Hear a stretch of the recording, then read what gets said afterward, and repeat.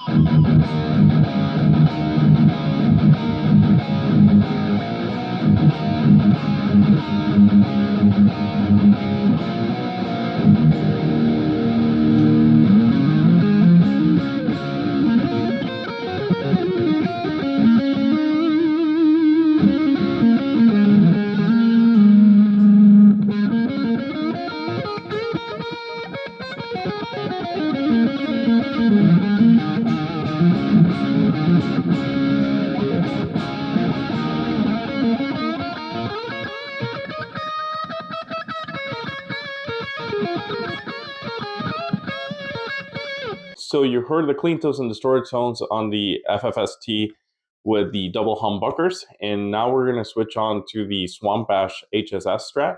However, before I do that, I want to comment on a couple of things about this guitar that I may have either guessed wrong or I've learned this information throughout the following days. So I went over all of these specifications, but one thing I don't think I talked about enough or at all in the first video was the pickups were actually upgraded for this model. So Firefly work with a company that does OEM parts for a lot of major brands. So some brands like Seymour Duncan, DiMarzio, that kind of thing. I'm not telling you exactly which one because I don't know. But it seems to be like they're modeling some of these pickups based on some of those Seymour Duncan, DiMarzio models as well. And so they have alnico magnets on them, and they sound really nice. And so that was, that was an upgrade but it wasn't one that I probably didn't make a lot of comments on about in the first video. The other thing that I want to talk about is the factory string height, which I mentioned on the video. I think I said it was 2.5. After letting it acclimate and just giving it an eighth of a turn on the trough fret to loosen it a little bit, that action is now sitting at 2 millimeters, which is where I have it. On the sixth string at the 12th fret, and then on the first string at the 12th fret, we're looking at 1.75. So very, very good action with virtually no fret buzz whatsoever, almost no dead notes. So the notes are ringing out pretty nice, and so that's very interesting. One other thing I want to correct or call out is the weight of the guitar.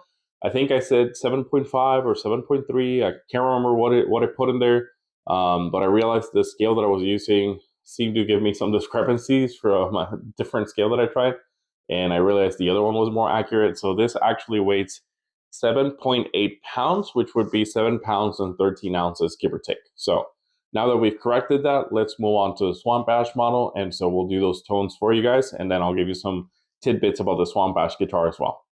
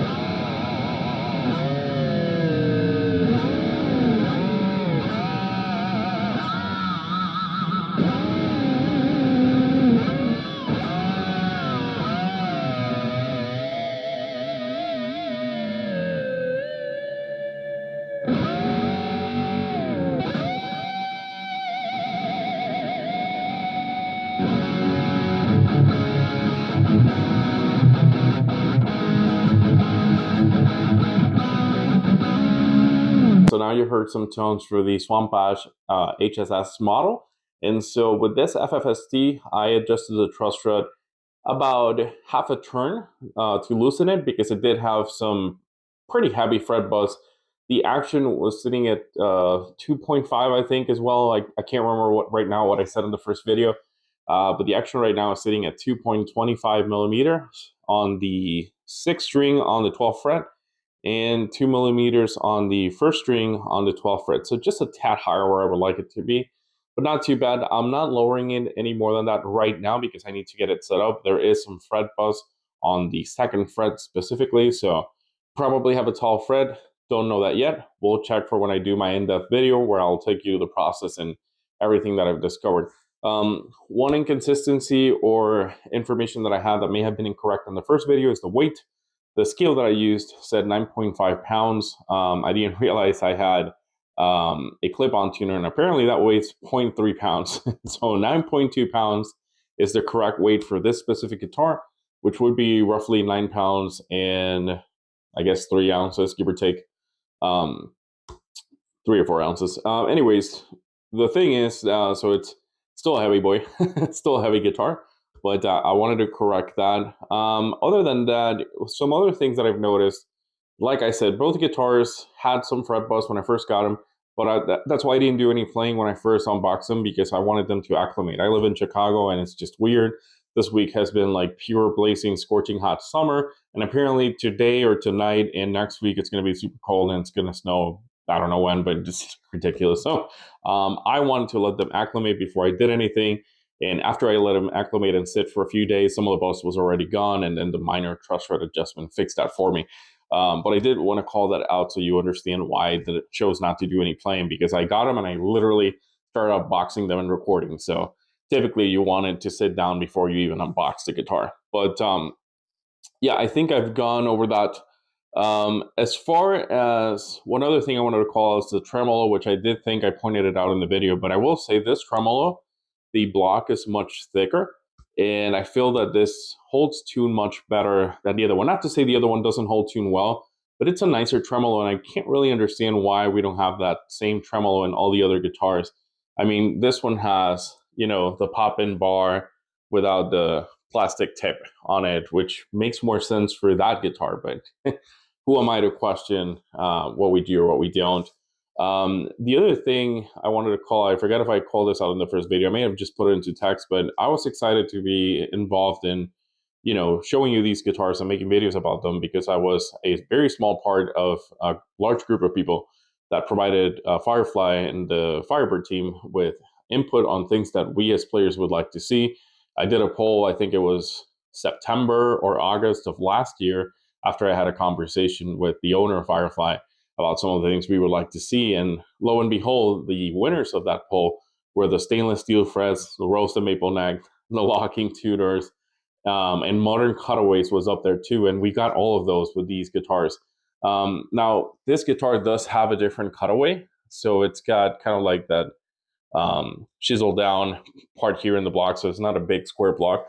Whereas the other one has the more modern, almost Ibanez style cutaway. I would have preferred that on all of the guitars. I just, in my mind, I understand why we make guitars look like Strats and Les Pauls and everything. But the one thing they shouldn't mirror copy is the headstock for legal reasons. But I just don't know why companies wouldn't like take the liberty to just modernize everything. Although I will say this is, again, a lot better than what you would get on a fatter fender block. But if it was me, I would just make it as modern as possible in terms of like cutaways and, access heel and features, and then just keep the overall body design and aesthetic close to the original. And I think that makes sense, but that's just me. Everyone has personal differences in what they prefer and whatnot. Overall, I think both guitars sound great. The alnico pickups or the new upgraded pickups, I think they sound really good. They play nice. One other minor thing I was going to call out, I just remembered, is these guitars, when you play them, you get black fingers because something's going on with the strings or the fretboard. Interestingly enough, when I was playing this one, same thing happened, and then that same black sting that would get on my fingers would actually pass on to the fretboard.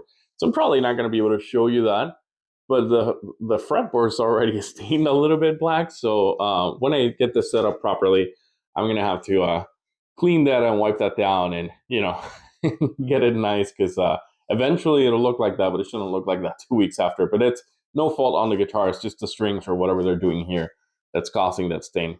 Very surprised with the tuning stability on both guitars, with the locking tuners. The nut is cut well on both at first glance. So yeah, everything seems to work pretty well at first glance. And I can't wait to have these for a couple months. I can't wait to get them on the table, take the strings off, check everything properly, and not with just my eyes, and give you guys more information and get them set up and all that, and make like proper videos with full in-depth tone samples on all of that. But like I said, when I do that, I typically like to have some time with them I don't think it's great to judge a guitar just based on, hey, I unboxed it, I played it today, I don't like the way it feels. Like, give it some time, let it sit, and then get it set up, get it working to the best of its abilities. And then I think that puts me at a better, more educated position to be able to share information with you guys. But I hope you enjoyed the first look videos. I mean, this is part 2. We already went through part 1 the week before the last. So hope this was educational. These guitars are great for the money. I mean, really tough to beat. So if you find one that you like, I would say go ahead and buy it, because I mentioned this before, but with Firefly, they don't always bring back everything that they offer. So, it's kind of a hard game to play. Best thing you can do is join one of the Facebook Firefly groups and kind of keep tabs on it, or just check Guitars Garden website every day. That's it for the video. I hope you guys enjoyed it. I hope it was educational. And if you did, please leave me a comment, like, or even better, subscribe, because that will help me with the YouTube algorithm gods. Thank you so much for being here. I'll see you all in the next video. Take care. Have a great rest of your day.